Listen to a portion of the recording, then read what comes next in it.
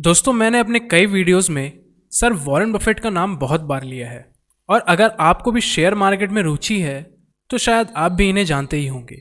इन्हें God of investing भी कहा जाता है और इसकी वजह भी है क्योंकि इन्होंने अमेरिका के सबसे सक्सेसफुल कंपनियों में इन्वेस्ट किया था। लेकिन आप कहोगे कि इसमें कौन सी बड़ी बात है, ये तो हम भी कर सकते हैं। लेकिन दोस्तों इन्होंने उन कंपनियों में ऐसे समय पर इन्वेस्ट किया था जिस समय में कोई उन स्टॉक्स को छूने की हिम्मत तक नहीं करता। तो आज की वीडियो में हम यही जानेंगे कि वॉरेन बफेट कैसे किसी स्टॉक को पिक करते हैं जब उन स्टॉक से सब दूर भागते हैं, लेकिन बाद में वही कंपनियां दुनिया की सबसे बड़ी कंपनियों में शामिल हो जाती है। दोस्तों जब कोई शख्स एक अच्छा स्टॉक चुन लेता है और उसे उस स्टॉक से 1000 या 2000% का रिटर्न मिल जाता है तो हम सब यही सोचते हैं कि उस इंसान का किस्मत अच्छा था, या फिर वो उस कंपनी का ही एम्प्लॉय होगा, या फिर उसे किसी बड़े इन्वेस्टर ने टिप दी होगी। लेकिन ये सच नहीं है। असल में उस इंसान ने उस स्टॉक को लॉन्ग प्रोस्पेक्टस के लिए एनालिसिस किया था, और जब आप लंबे समय तक होल्ड करने के लिए किसी स्टॉक का एनालिसिस करते हो तो आपको सिर्फ कुछ ही स्टॉक्स ही मिल पाते हैं, लेकिन इसमें आपको रिटर्न भी 100 टाइम तक मिल सकते हैं।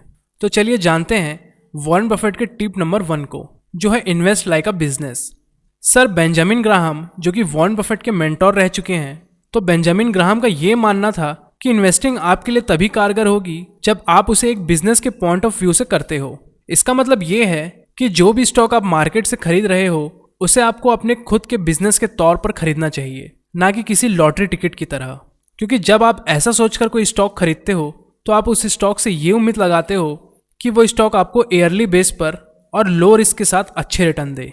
इन केस जब आप किसी भी बिजनेस को खरीदने जाते हो तो उसके बारे में सारी इन्फॉर्मेशन आप इकट्ठा करते हो, वो हर छोटी सी छोटी ही बात क्यों ना हो, क्योंकि उस पर आप अपने मेहनत की कमाई जो लगा रहे होते हो, जैसे कि क्या ये कंपनी प्रॉफिटेबल है, या इस कंपनी ने कर्जा तो नहीं ले रखा है, या क्या ये कंपनी आने वाले 10-20 साल तक डिमांड में रह सकती है या नहीं, या इस कंपनी के और कौन कौन कॉम्पिटिटर हैं।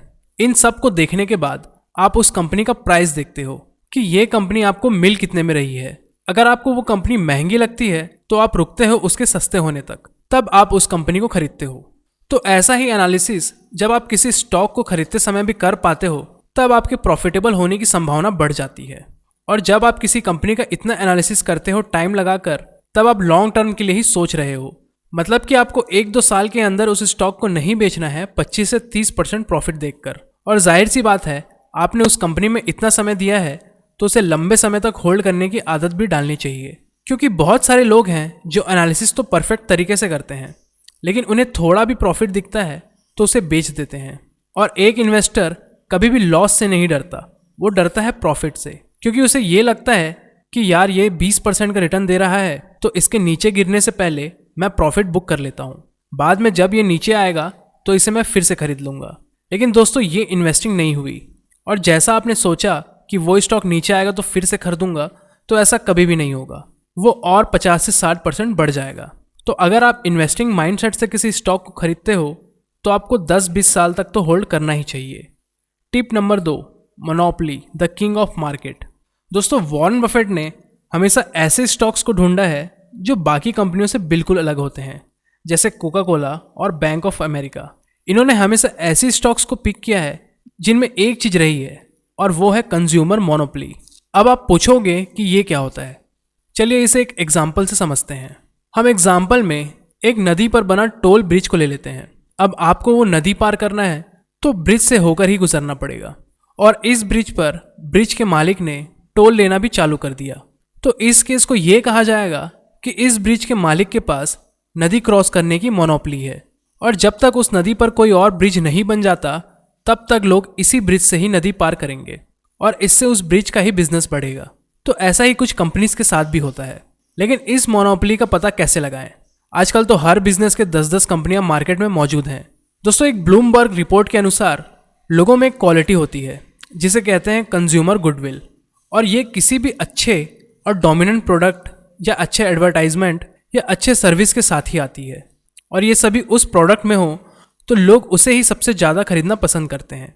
जैसे आईफोन को ले लो, तो ऐसे प्रोडक्ट्स मार्केट की लीडर बन जाती है, और जब उस कंपनी के पास लीडिंग प्रोडक्ट होता है तब उसके प्रॉफिट भी बढ़ते ही हैं।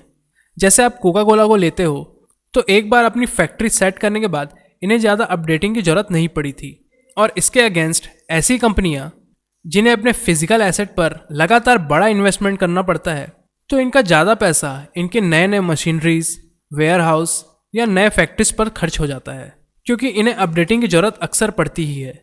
एग्जाम्पल के लिए आप व्हीकल कंपनीज को ले सकते हैं, तो इनके लिए प्रॉफिट बनाना भी उतना ही मुश्किल हो जाता है। इसलिए ऐसे स्टॉक्स आपको कम प्रॉफिटेबल दिखेंगे। तो आपको ऐसे ही स्टॉक्स चुनना है जो कंज्यूमर मोनोपोली है। Tip number 3, profit of company. दोस्तों, ये टिप थोड़ा टेक्निकल रहने वाला है, पर इसे हम आसानी से समझेंगे। क्या आपको पता है कि एक इन्वेस्टर किसी स्टॉक को किस तरह से जज करता है? जैसे प्रॉफिट को देखा जाए तो इन्वेस्टर किसी शेयर से मिलने वाली अर्निंग्स को देखता है, और इस अर्निंग्स को कहते हैं अर्निंग पर शेयर, यानी कि EPS। मतलब कि किसी कंपनी की टोटल अर्निंग्स को उस कंपनी के टोटल शेयर से डिवाइड करने से जो मिलता है उसे ही EPS कहते हैं। फॉर एग्जाम्पल, किसी कंपनी की टोटल अर्निंग्स 8 करोड़ रुपए है और उसके टोटल शेयर्स 4 करोड़ हैं, तो इसका मतलब आपको हर शेयर से 2 रुपए का प्रॉफिट होगा। और ये नंबर जितना ज़्यादा होता है, इन्वेस्टर को उतना ही फायदा दिखता है। जब कोई कंपनी जब डिविडेंड पे करती है तो उस कंपनी को हम अच्छा मानते हैं।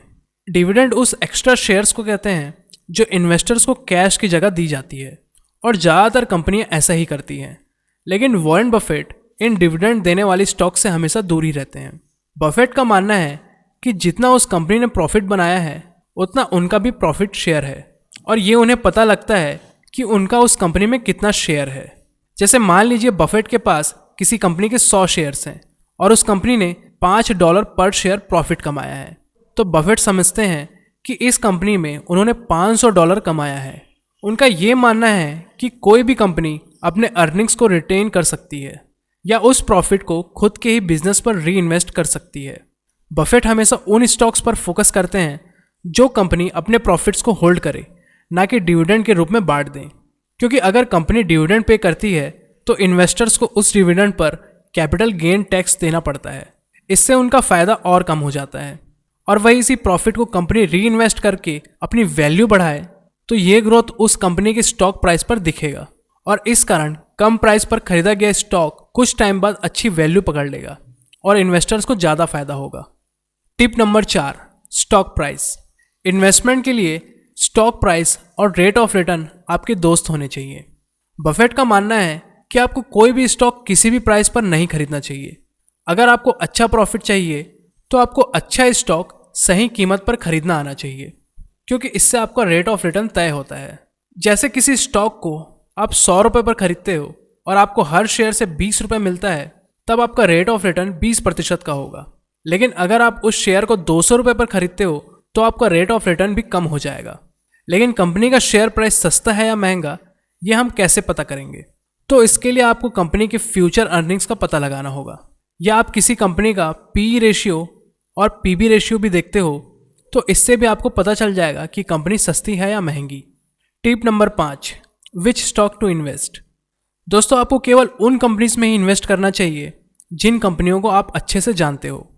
एक बार बफेट से ये पूछा गया कि बिल गेट्स के बारे में आपका क्या कहना है, तो उन्होंने कहा कि वो बहुत ही जीनियस है और माइक्रोसॉफ्ट काफ़ी अच्छी कंपनी है। तो उस इंसान ने फिर से सवाल किया कि क्या आप माइक्रोसॉफ्ट में इन्वेस्ट करेंगे? तो बफेट ने कहा कि माइक्रोसॉफ्ट बेशक एक अच्छी कंपनी है, लेकिन कंप्यूटर सॉफ्टवेयर उनका एरिना नहीं है, इसलिए वो इसमें इन्वेस्ट नहीं करेंगे, क्योंकि वो इसे अपने बिजनेस सर्कल के बाहर की चीज़ मानते हैं। दोस्तों, ये बात ध्यान देने वाली है कि जब आप इन्वेस्ट करते हो तब आपको ये अच्छे से पता होना चाहिए कि आप किस चीज़ में घुस रहे हो। मतलब आपको सिर्फ उन्हीं एरिना में इन्वेस्ट करना चाहिए जिनकी आपको नॉलेज हो। तो दोस्तों, आज की वीडियो में हमने सर वॉरेन बफेट की 5 इन्वेस्टिंग आइडियाज़ को जाना, और ये सभी आइडियाज़ अगर आप फॉलो करते हो तब आपको भी अच्छी कंपनियां फाइंड करने में और उससे कंसिस्टेंटली प्रॉफिट निकालने में कोई दिक्कत नहीं होगी। तो आज के लिए बस इतना ही। अगर वीडियो पसंद आए तो लाइक और शेयर जरूर करें। धन्यवाद।